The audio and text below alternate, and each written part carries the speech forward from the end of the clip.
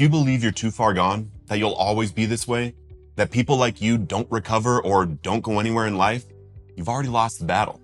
But those are lies. And today, we're exposing them. Because whether you're trying to get sober or you've been in recovery for a while, if your mindset is poisoned, you're still not free. And it's time we talk about that. I used to think I was just broken, like I didn't have whatever it was that everyone else seemed to have.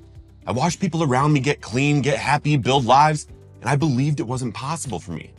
I didn't even think I was worthy of trying. That kind of belief system will destroy you, whether you're using or not. So let me ask you this. What are the things you say to yourself that you'd never say to someone you love?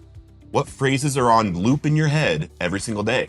Maybe I'm not strong enough, I always screw things up, I can't catch a break, people like me don't stay sober, or the big one, why even try?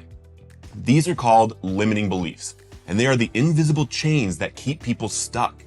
You might not be drinking or using right now, but if you're still thinking like you did when you were, you're still living in the same prison. The bars are just internal now. And you need to understand this.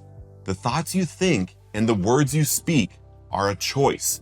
And they're not just a reflection of what's going on, they're the fuel for what's coming next. They form the blueprint of your belief system, and your belief system is what builds your life. So yeah, your mindset matters a lot.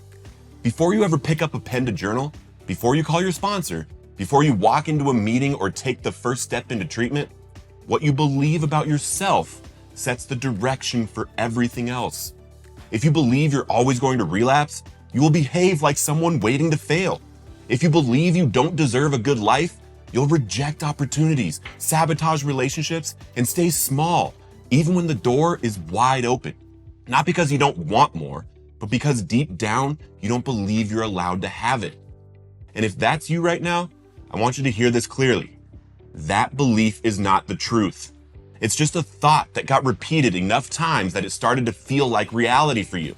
So how do we break it? Step 1, name the lie. Write it down, get it out of your head and onto paper. Don't hide from it. Call it out. I'm always going to screw things up. Now ask yourself, where did that come from? Was it something someone said to you? Something that happened once? Something you've just repeated for years without question? Bring it into the light. You can't heal what you're not willing to face. Step 2, replace the lie with truth. This isn't fake positivity. This is ownership. You don't have to write something cheesy or unrealistic. Just speak to the reality of your potential. Try this.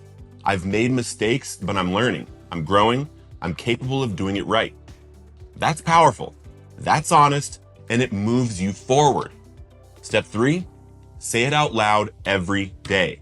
I know it sounds weird, but repetition is what built the lie in the first place, and repetition is what builds the truth.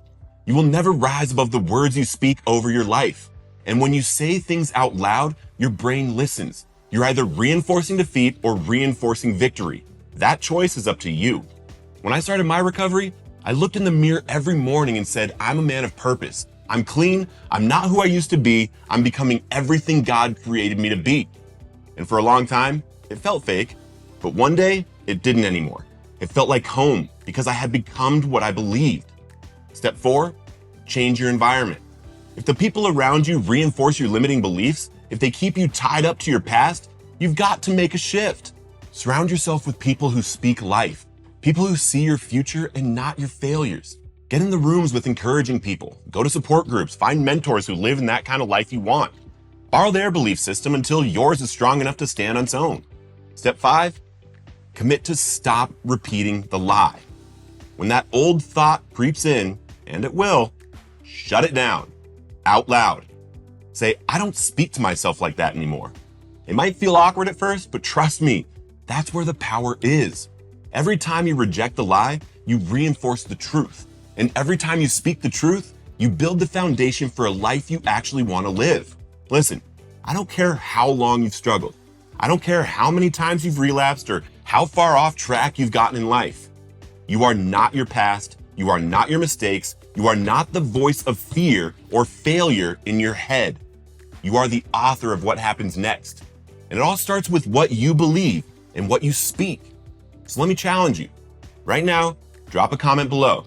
Tell me the #1 lie you've believed about yourself Write it down, then write the truth right next to it. Let this be the moment you stop living under the story. Let this be the moment you take your power back. Because if no one has told you lately, you are capable, you are worthy, you are strong enough, and your best days are not behind you, they're ahead of you. Let's break those lies together. Let's build something real, and let's live Recovered on Purpose. If you want to watch some positive affirmations for addicts in recovery so you can rewire your brain today, you can click right here. Or if you want to watch my TEDx talk, Relapse Prevention Failed, click right here.